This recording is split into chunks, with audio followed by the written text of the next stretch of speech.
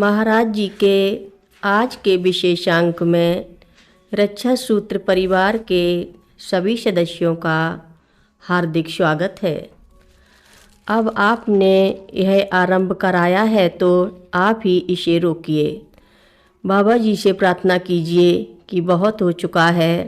1 घंटा हो गया, 2 घंटे हो गए, 4 घंटे बीत गए, 6 घंटे हो गए, पूरा दिन हो गया, लड्डू खाना बंद नहीं किया। लड्डू खाना कृपया बंद कराएं। लड्डू तो बाबा जी खा रहे हैं, आपको क्या चिंता है? मैंने पूछा। मुझे चिंता उन्हें अपच होने की है। बाबा जी मेरे घर में हैं, उनको कुछ हुआ तो मैं ही तो जुम्मेवार कही जाऊंगी। उनके भक्तों को क्या उत्तर दूंगी? वे चिंतित बोली। आप निश्चिंत रहिए, आपकी कोई जिम्मेवारी नहीं बनने जा रही। मैंने उन्हें आश्वस्त करने का प्रयास किया। मैं कैसे नहीं बनेगी? बाबा जी को चाहे वे जितने लड्डू खा जाएं, अपच नहीं होने जा रहे। क्यों भला? बाबा जी का शरीर हम लोगों की तरह पंचभूतों का नहीं बना है।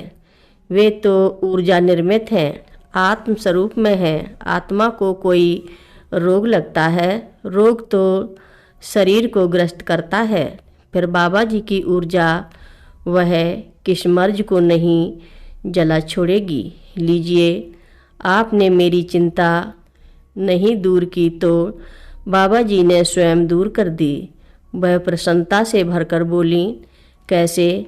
अब वे लड्डू छोड़कर आम के टिकोरे खा रहे हैं। आपको पता ही है कि खटाई से सब कुछ पच जाता है। बाबा जी खाए हुए लड्डुओं को इन टिकोरों से ही पचा देंगे। यह तो अच्छी बात हुई। बाबा जी आपकी संतुष्टि के लिए यह लीला कर रहे हैं, अन्यथा जैसा मैंने कहा उनको कोई अपच आदि नहीं होने जा रहा है। मुझे कहना पड़ा, पर मुझे एक बात समझ में नहीं आ रही। महिला का स्वर था। कौन सी बात? यह तो आमों के पकने का समय है। आम के फल बड़े बड़े हो चुके हैं, लोग उनके अचार डाल रहे हैं। एक वर्षा हुई नहीं कि आम पकने लगेंगे। ऐसी स्थिति में बाबा जी को आम के टिकोरे कहाँ से मिले? आप अभी तक बाबा जी को ठीक से पहचान नहीं पाई। कैसे?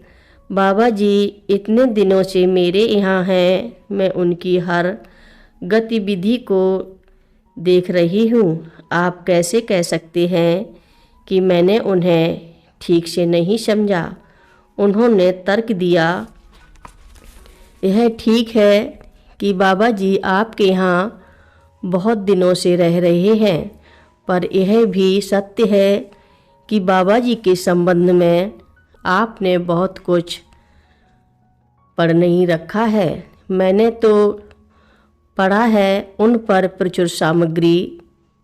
इतनी आधार पर मैं यह बात कर रहा हूँ। मैंने समझाया कि आप बताइए कि बाबा जी बिना मौसम के टिकोरे कहाँ से लाए? उन्होंने उत्सुकता पूर्वक पूछा। बाबा जी अपनी इच्छा शक्ति से कुछ भी कर सकते हैं। वे मौसम का टिकोरा ही नहीं, पूरा का पूरा फल उत्पन्न कर देते हैं। प्रकृति उनकी दासी है, वे प्रकृति के दास नहीं हैं। वे चाहे जो मौसम तक बदल देते हैं। गर्मी को सर्दी में और बरसात को बसंत में।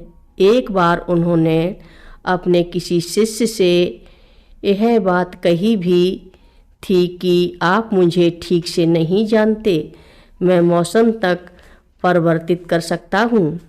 जब नैनीताल के हनुमानगढ़ में मंदिर में मूर्ति स्थापना के पश्चात भोज होने जा रहा था, आसमान बादलों से घिर गया। जल भरे काले काले बादल मंडराने लगे। पानी अब वर्षा की तब सभी लोग चिंतित हो गए कि अब भोज कैसे होगा। लोग बाबा जी के पास पहुँचे और बोले, कथा लंबी है, आगे की कथा सभी भक्तों को अगले भाग में सुनाएंगे। महाराज जी की कथा सुनने के लिए सभी भक्तों का धन्यवाद।